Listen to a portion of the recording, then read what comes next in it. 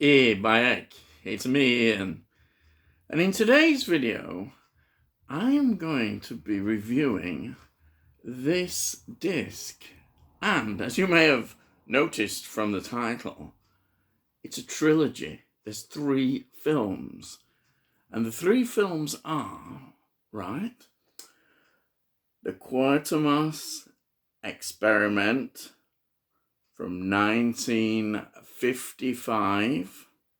Then, yes, X, the Unknown, 1956. And finally, Quatermass II from 1957. Yes. And before I get into it, I just want to say a massive thank you to Phil. Phil has been a wonderful supporter of this channel, giving lots of constructive comments and encouragement. And he sent me this film. He said I would enjoy it. He's spot on there. And I'm reviewing it. So I'd just like to say a big thank you. And a big thank you to everybody, because over the last 6 months, I found the direction that I've wanted to go in and what I've wanted to do, and I'm enjoying doing these kind of reviews, and it's been great, and I'm so pleased at the way things have gone, and it's great, and there's such a lot of great people that you meet, and it's just been fantastic. So thank you for everybody who's supported us. It's great. But Phil, thank you very much. Anyhow, so in the context of this, these are important, these films, this trilogy. It's important because it's from Hammer. Yes, Hammer. And it is important in the development of Hammer, of finding their actual niche of what really propelled them into, as we know, the film history when we look back, and that is in the horror, sci-fi horror genre. But obviously it was very sort of gothic horror, and they moved into various areas, because before this, Hammer had been producing lots of different kind of films for the sort of market here, thrillers, comedies, that sort of thing. It wasn't a specific area that it was involved in, and it was looking to find its way, and these opened up everything, as well as into the American market as well, which was very important, and they found their niche. And these 3 films can be described as sci-fi horror, even creature features, really. But they cemented Hammer and enabled them to produce. I mean, this is the period where they're going to produce, like we get the Curse of Frankenstein, and we get the Dracula film. We get all the, the Mummy, the Abominable Snowman. They start off with these sort of copying the Universal classics, and then giving their own technical spin on them. And the rest is history. And these 3 were filmed in black and white, and have that wonderful sci-fi horror feel as well, of that period of the 1950s. And they're important for British sci-fi. The important source of these was from the 1953 TV production, way ahead of its time, written by Nigel Neal, about Quatermass, the character that he'd got. And he gave science fiction more of a sort of intellectual approach, I suppose you could put it. It wasn't like a pulp fiction, which is very popular as well. It was like bringing both kind of strands together, and he did it on a TV a series, and this was influential, and it was influential for the whole British sci-fi, and a lot of people learnt and took an interest from that, and that rippled right into culture. And Hammer realised that this was an area that they could really get into, and they did. They got Nigel Neal involved in the first film, and that unfortunately in the second film he didn't, but then in the third film he came back. So that's another interesting point. Hammer got their rights to this, and they got the director was Val Guest, who was very much interested in this when he read the script and thought, yeah, this would be a really interesting take to go into. So that's what he did. And the first film is the Quatermass Xperiment. Now, notice there's an X. It's not spelled with an E. Now, that was deliberate as well, because the X, they wanted to get an X certificate. You know, like most people are saying, we don't want the X certificate, because Hammer saw it as it's going to be a positive thing to get. And they wanted to have a bit more gore, a bit more things that would be horrific, and get that X certificate. So they put it in the title to get that X certificate. I mean, nowadays we don't see it as particular, but at the time, in terms of censorship and how things were looked at, it was quite important that Hammer did this. And I like their philosophies. It was really good to do that, because it opened up many things in terms of censorship just by them pushing those boundaries just a little bit more, which they did, and that was great. Obviously, when we look at them now, we see it's quite tame, and they did sometimes have to face cuts and things like that, even to get the X certificate. But they got the X certificate, and that's what they wanted. And this first film was very much based on that. So the first film is basically the story of a spaceship comes crashing to Earth, that a rocket has been sent off, and it's a manned one. The problem is that 2 of the 3 astronauts are not on the ship, and the 3rd astronaut is in a very bad sort of state, but they have to work out what has happened. Why is this astronaut, what is happening to him? Because basically he starts to change, and he's changing a lot and evolving, if you want to put it that way. And is he a monster? Is he a creature? Or has some alien taken over? Or is he the beast? the creature, the one that is going to cause havoc? And that's how the premise of the story begins. And the major character of Quatermass is brought in, and he's actually very different. He's played by Brian Donnelly. He was an Irish-American actor. Now, Brian Donnelly's interpretation was very different, let's say, from the BBC one, where he was more of an intellectual kind of thing. Well, this one, he's no nonsense, straight in there. He's determined, he's going to do this and that, and that's it. And everything else doesn't matter. He wants to get on what he's doing. Anyhow, the story evolves, and it's a really good story. And what you notice straight away about this is wonderful thing about Hammer. The locations, again, look great. And, I love enjoying, you see glimpses well, not glimpses, you see quite a bit of like 1950s Britain, you know, like scenes in London and surrounding countryside.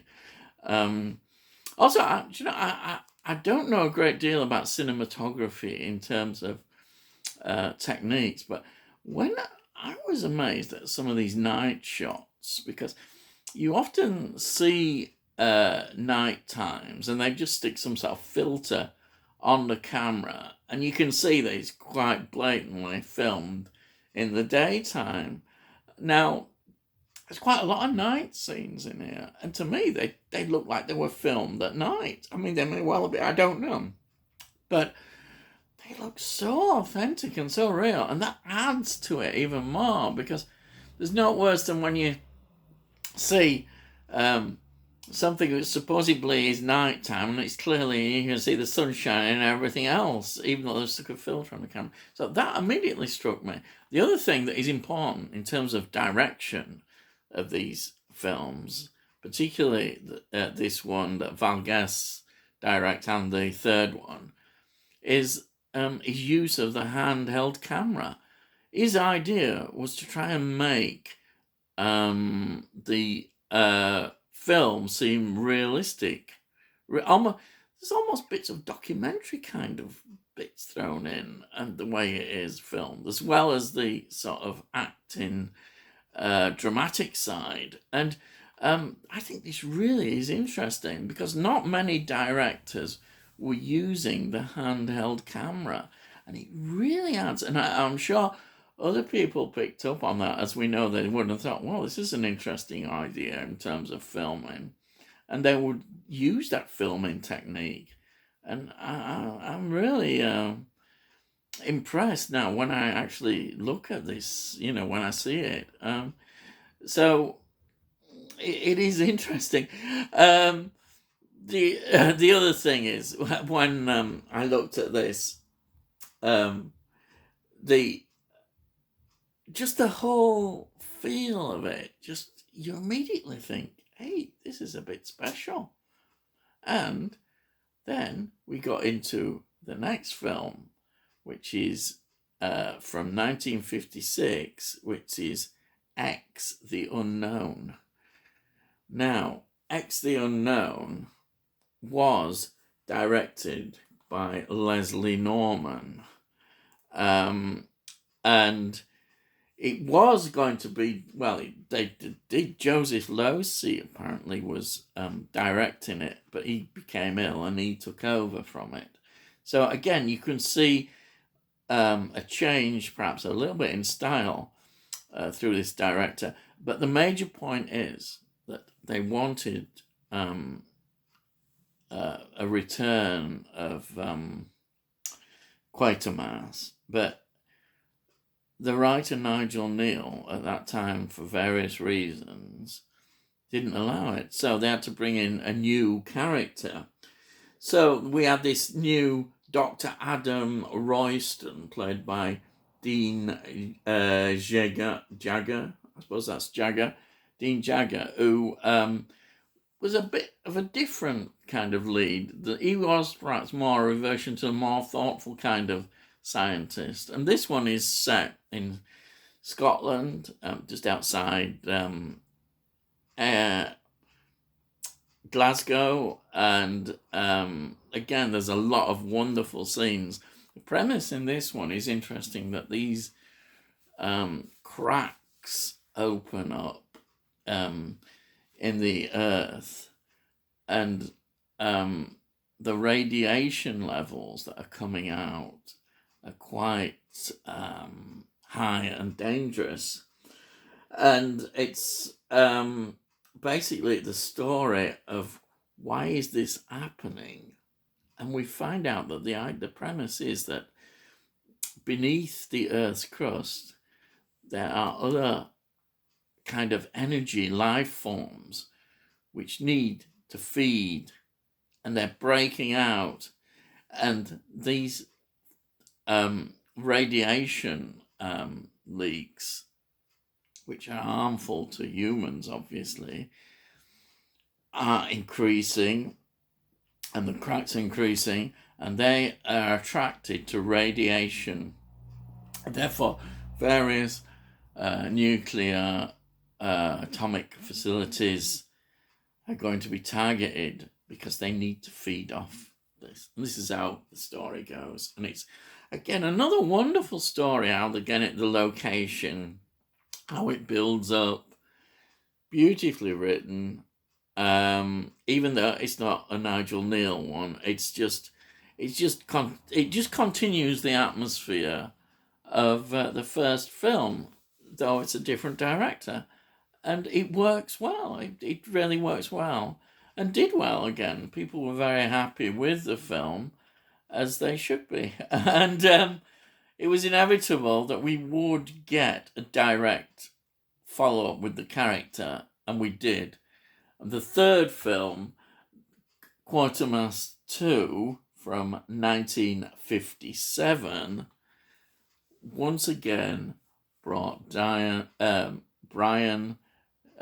Denlevy back as Quatermass, and he's still the same character, maybe just slightly different, a bit more sympathetic sometimes, but he's still that man determined to do, what is needed, and he certainly gets on it. And this one, I think, is interesting because his obsession actually uncovers a government alien conspiracy. I'm putting it in those terms because that is what is happening, and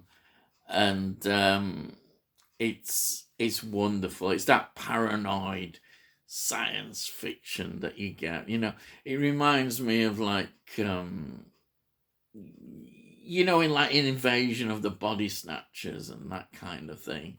It's all done beautifully, and the location, they filmed a lot at this Shell refinery, and it works so well. And I would say in this you get a lot of sort of sci-fi action feel, as well as the creature kind of thing, and it's just glorious. It's wonderful. I really enjoyed it. I mean, all three are so enjoyable, and this one as well. What I find amazing in these films is that we don't know. We should know more about them. They're important in our history of looking at development of sci-fi. I can see everything looking at these films of what developed into into the British film industry and television in sci-fi. America, you could see their influences. Like you've got like Rod Serling, Gene Roddenberry, Irwin Allen, their sort of take on sci-fi developing, and then the directors like John Carpenter, for instance, are taking all this kind of stuff in. There's their development. Though, of course, John Carpenter has actually acknowledged how much Hammer was such a big influence on him. But the sort of a British identity of sci-fi, I can see going right, through to like Doctor Who development. Doctor Who took a lot of these sort of ideas in the end, even though it was supposedly originally only a children's educational program. The creativity and writers were very aware of what was going on around in science fiction, and they did this. And Doctor Who at first obviously didn't, I don't think, have as much horror. There was certain horror, but that was to come later in horror. But, you can see the whole sort of fantasy of development of British sci-fi in all this, like even what happened to some series like the Avengers, which were originally more sort of your conventional kind of storyline, espionage and Secret Service kind of stuff, secret agents and all that. But then it changed and evolved into a lot more fantasy and sci-fi, like good old James Bond. We'll talk about James Bond another time, but yes, the brilliant why James Bond is such an important thing that people perhaps don't realize in terms of fantasy as much as, they like to think it's the sort of Secret Service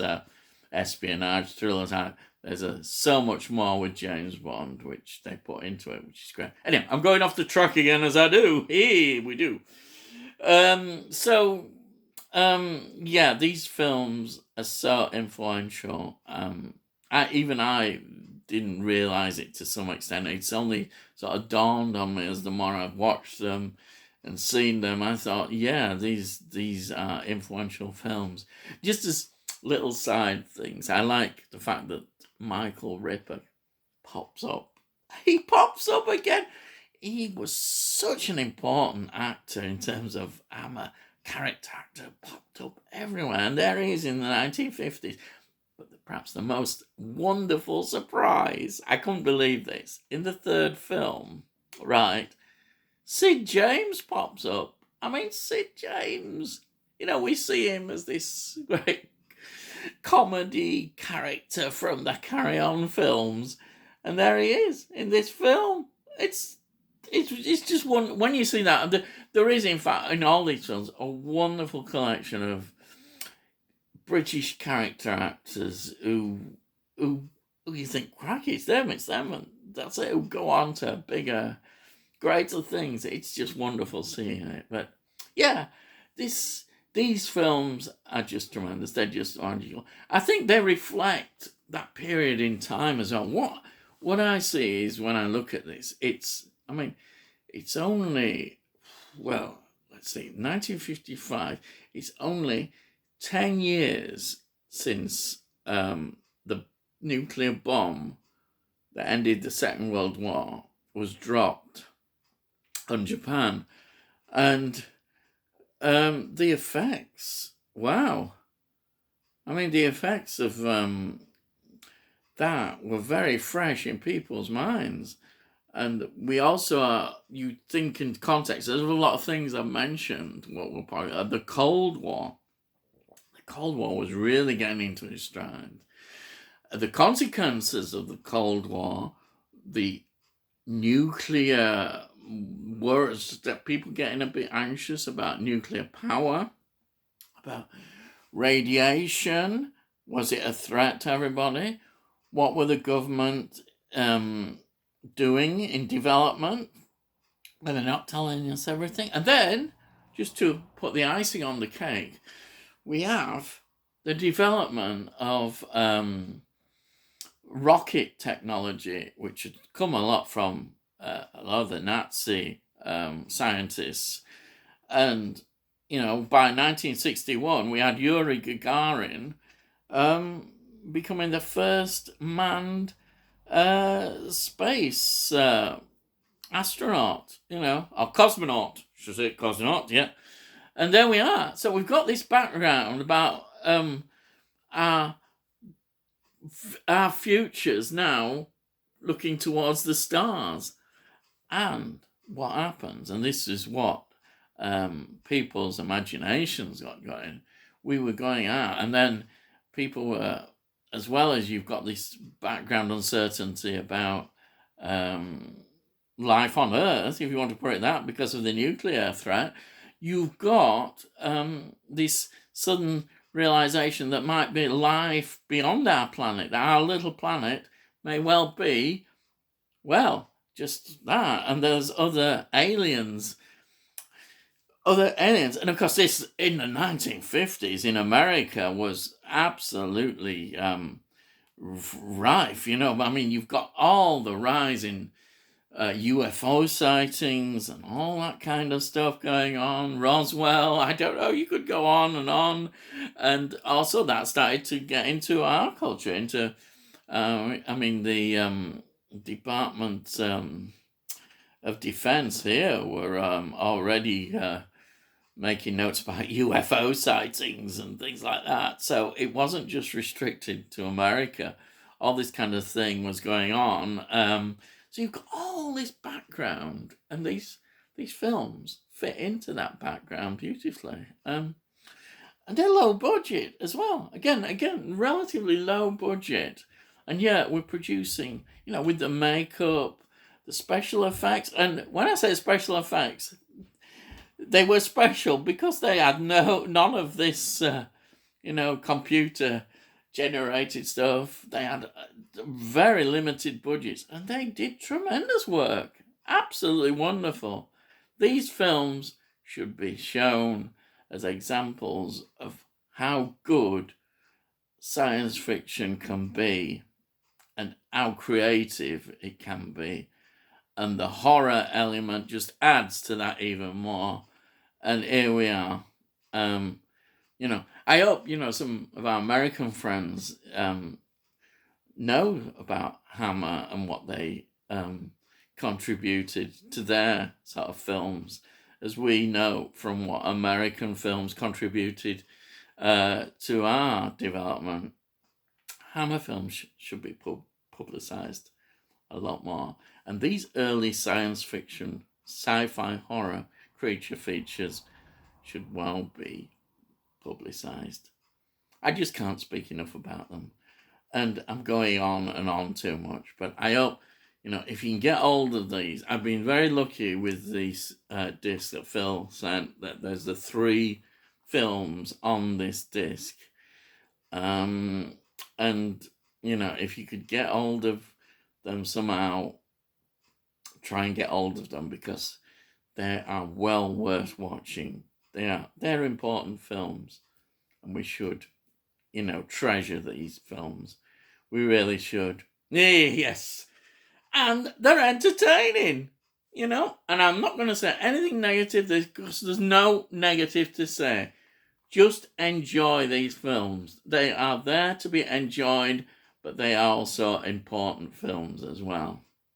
So there you are. That's me. I think I'm done. Right.